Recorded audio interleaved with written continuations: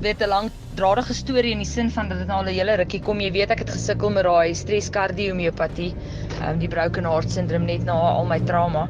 En ek dink van toe af het ons maar net bietjie gesukkel konstant om my hart op 'n plek te kry wat hy heeltemal optimaal weer funksioneer.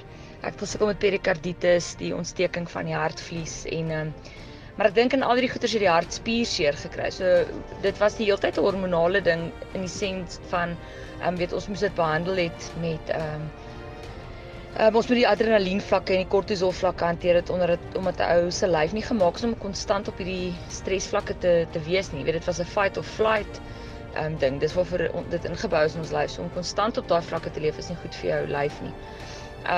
So ons het dit daar behandel. Maar daar was geen vernouings in die are, daar was nie nodig vir stents of hartomleidings of enige van daai goed, cholesterolvlakke of niks nie. En toe met daai laaste ligte hartaanval waarvan ek jou laat weet het laas jaar Oktober het my hartspier net regtig baie seer gekry. So toe is ek net daarna gediagnoseer met dit is ook 'n tipe kardiomiopatie, maar dis 'n hipertrofiese kardiomiopatie wat beteken dat daai hartspier sukkel. So jy is verskriklik moeg van die kamer raak verklein as gevolg van daai spier om die hart wat so verdik. En hy kry nie die nodige suurstof vir jou liggaam deurgepomp met elke slag nie. So dis regtig jy's moeg.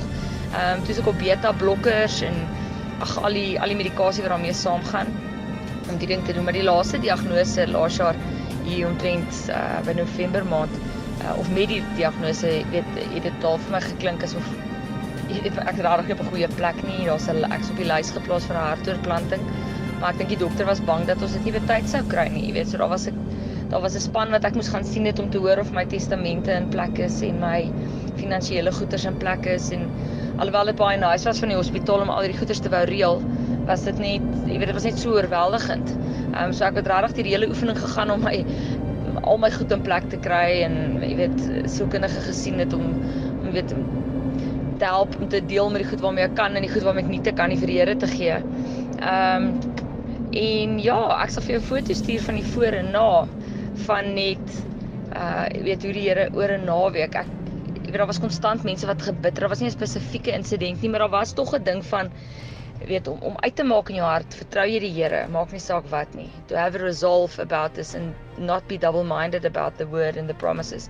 En wat gebeur het, ek spesifiek daai skrif van wat Daniel en sy pelle in die vuurkuil is wat hulle vir koning gesê het, luister ons koning, ons God sal ons uit hierdie brandende vuur uitred en as hy nie doen nie, nog maak dit nie saak nie en nog steeds sal ons nie hele gehore aanbid nie.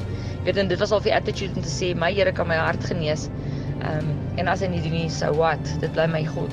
En ek dink ek het op 'n plek wat ek meer geloof gehad het vir 'n genesing as vir om met hierdie kondisie saam te leef na alles wat ek is en of 'n pas aangeer en of 'n hartoortplanting.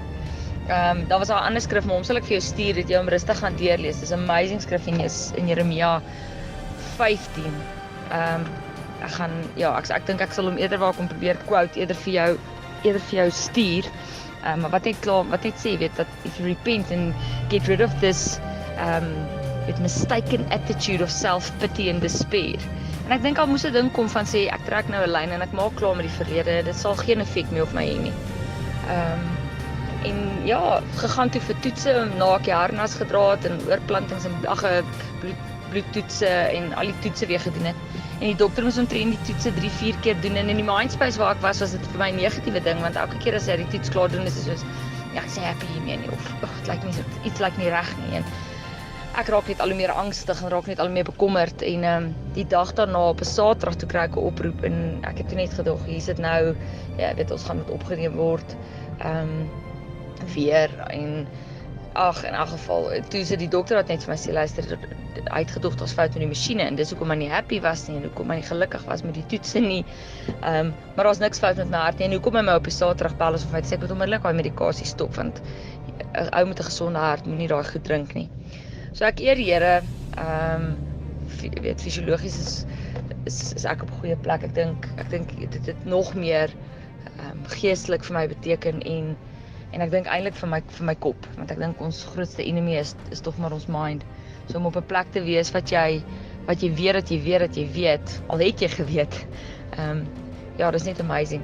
So ek geniet die Here, ek geniet my kinders, my besigheid en goed. Ek het net 'n verwagting vir die jaar dat daar net 'n jare was 'n vooruitgang, 'n natuurlike vooruitgang in die laaste 2 jaar. Maar dit voel vir my asof dit die woord en die beloftes konstante agterstand moes uitwis, emosioneel en fisies in my lewe. En waar ek nou is, voel dit vir my of hierdie woord my sal propel. Jy weet, en Johannes sê dat die woord het vlees geword en onder ons kom woon. En my vertrou vir die jaar is that there will be a becoming of the word in my life. Dat die woord meer en meer vlees gaan word in elke area van my lewe. En dat ek dit sal sien gebeur. So ek's dankbaar en is lekker om dit te kan share, is lekker om die Here se naam groot te maak deur alles, om te weet dat die Here op elke area van jou lewe wil bring om klaar te maak en jou fokus te kry op 'n plek van jy's nie besig om te verdrink nie, jy loop op water en al lyk dit hoe en al voel dit nog baie dalk hoe dat jy weet dat ons God is net so groot en reël. Seën vir jou, sterkte en ons praat gou. Bye.